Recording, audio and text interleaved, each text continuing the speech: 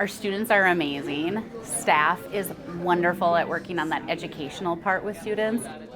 I think the biggest thing is just dealing with the electrical, the plumbing, the bathrooms. It's growing old, it's getting outdated.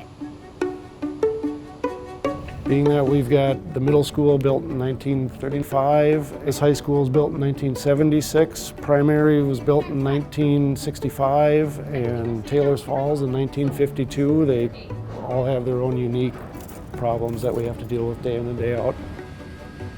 Some of the biggest issues are the air handling system.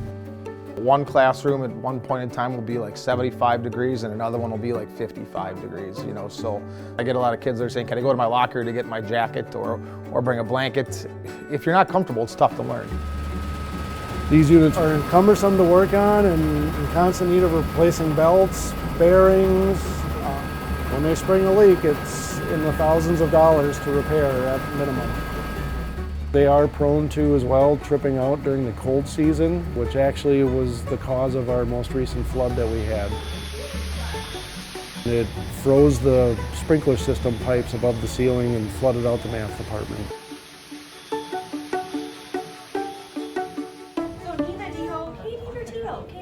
We have had issues with our bathrooms. We have outdated pipes.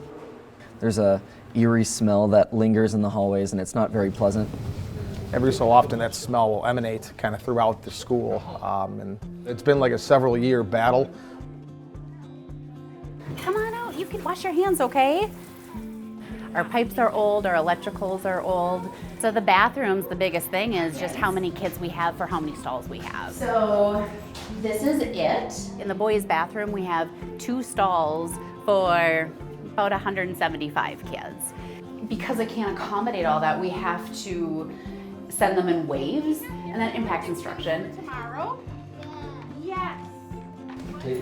The piping behind the toilets, constant backups, constant clogging, just old cast iron pipe that's becoming rusted over.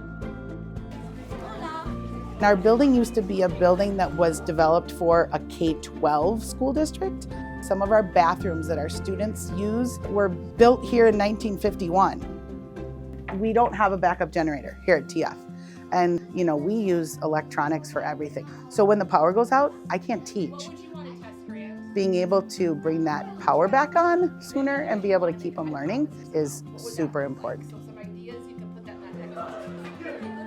And the furthest unit you can see on the roof, which is MAU1, does not work.